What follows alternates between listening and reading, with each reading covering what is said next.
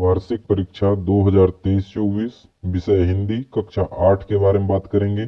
बहुत ही महत्वपूर्ण प्रश्न है। इन प्रश्नों को यदि आप पढ़कर जाते हैं तो काफी अच्छा स्कोर कर पाएंगे। कई बार आए हुए हैं। छमाही के पेपर में अधिकतम प्रश्न समाहित है और पिछले वर्ष भी ये प्रश्न काफी ज्यादा आए हुए हैं। तो प्रश्नों को ध्यान से देखिएगा, लास्ट तक जरूर देखिए, कोई प्रश्न छूटने न पाए और सभी प्रश्न काफी महत्वपूर्ण हैं। पहला प्रश्न है, प्रतिदिन शब्द में समास है। इसमें कौन सा समास हो जाएगा? प्र उपसर्ग लगा हुआ है तो अव्ययी भाव समास हो जाएगा। इसी तरह से अगला प्रश्न है प्रश्न क्रमांक 2, महात्मा गांधी के निजी सचिव कौन थे? इसके सही उत्तर में लिखेंगे महादेव देसाई, इसका सही उत्तर हो जाएगा। इसी तरह से अगला प्रश्न है वर दे, फिर खाली स्थान दिया हुआ है, फिर बोला है वर दे, इसमें भर लेंगे वीणा वादनी। अगला प्रश्न है महेश्वर का प्राचीन नाम क्या है? तो महेश्वर को पहले महेशमती के नाम से जाना जाता था, तो इसका सही उत्तर हो जाएगा महिष्मती। अगला प्रश्न है प्रश्न क्रमांक 5, महेश्वर मध्य प्रदेश के कौन से जिले में है? इसका सही उत्तर होगा महेश्वर जो है वो खरगोन जिले में स्थित है। अगला है प्रश्न क्रमांक 6, घी का तत्सम रूप क्या होगा? तो घी का तत्सम रूप हो जाएगा घृत। अगला है प्रश्न क्रमांक 7, पंछी का तत्सम रूप क्या होगा? पंछी का तत्सम रूप हो जाएगा पक्षी। इसमें पक्षी लिखेंगे। अगला प्रश्न है प्रश्न क्रमांक 8, बोला गया है संधि के प्रकार हैं। संधि के प्रकार 3 माने गए हैं, तो इसमें लिख लेंगे 3। इसी तरह से अगला प्रश्न है ईमानदार का विलोम शब्द क्या होगा? ईमानदार का विलोम शब्द हो जाएगा बेईमान। प्रश्न क्रमांक 10 है ग्रह नक्षत्रों का परीक्षण करने वाला स्थान क्या कहलाता है?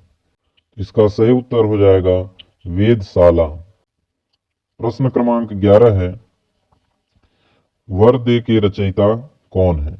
तो वरदे के रचयिता सूर्यकांत त्रिपाठी निराला जी हैं, तो इसमें लिख लेंगे। अगला है प्रश्न क्रमांक 12, धन का स्वभाव माना जाता है। तो धन एक अचल संपत्ति होती है, उसका धन में कोई स्थिरता नहीं होती, तो इसका सही उत्तर लिख लेंगे अविचल। सही उत्तर हो जाएगा। अगला प्रश्न है प्रश्न क्रमांक 13, भेड़ाघाट में सबसे अधिक किस प्रकार के पत्थर पाए जाते हैं? तो इसमें लिख लेंगे संगमरमर।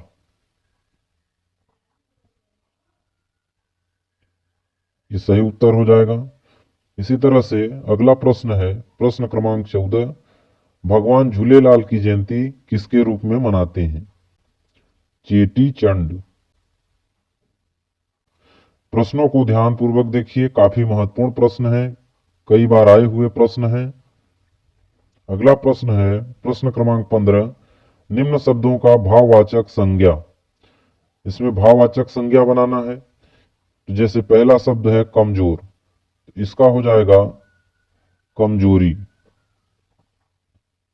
अगला है साहस, तो साहस का हो जाएगा साहसी। इसी तरह से अगला शब्द है ईमानदार, तो ईमानदार शब्द का हो जाएगा ईमानदारी। अगला प्रश्न है चालाक, तो चालाक का क्या हो जाएगा? चालाकी। इसमें चालाकी भर लेना है। अगला है प्रताप, तो इसका हो जाएगा प्रतापी। प्रश्न क्रमांक 16 दिया गया है बिरसा मुंडा रोगियों का उपचार कैसे करते थे? तो एक जनजाति थे बिरसा मुंडा, जड़ी बूटियों द्वारा, जड़ी बूटियों द्वारा, तो जड़ी बूटियों द्वारा करते थे। अगला है बाढ़ के अतिरिक्त 3 प्राकृतिक आपदाओं के नाम लिखिए।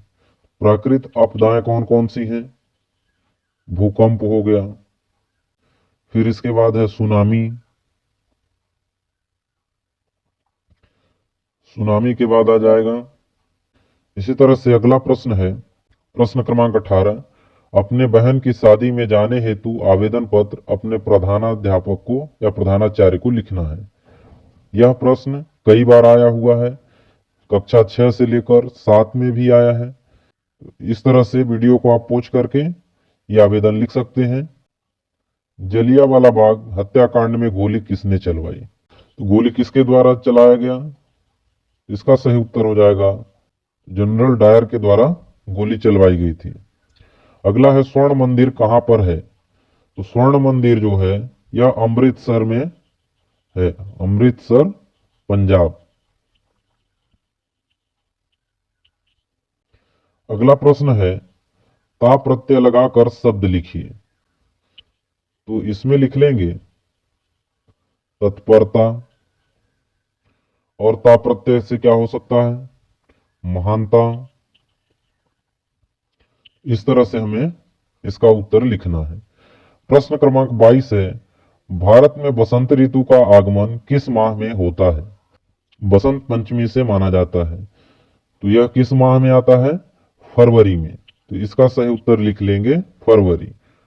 अगला प्रश्न है प्रश्न क्रमांक 23, किसी एक विषय पर निबंध लिखिए। ये टॉपिक दिए हैं, किसी भी एक टॉपिक पर आप लिख सकते हैं, जैसे विज्ञान के चमत्कार, पुस्तकालय, कोई महापुरुष। अब महापुरुष की बात किया है तो आप इसमें किसी के भी ऊपर लिख सकते हैं, जैसे महात्मा गांधी, सुभाष चंद्र बोस। तो इस तरह से किसी एक के ऊपर लिख सकते हैं। अगला है प्रदूषण, और फिर लास्ट है मेरा भारत। तो इसमें कोई महापुरुष के ऊपर हमने गांधी जी के ऊपर ये लिख लेना है कि गांधी जी हमारे भारत देश के एक महान स्वतंत्रता सेनानी थे। तो इस तरह से ये लिखा गया है, तो आप वीडियो को पॉज करके ये निबंध लिख सकते हैं।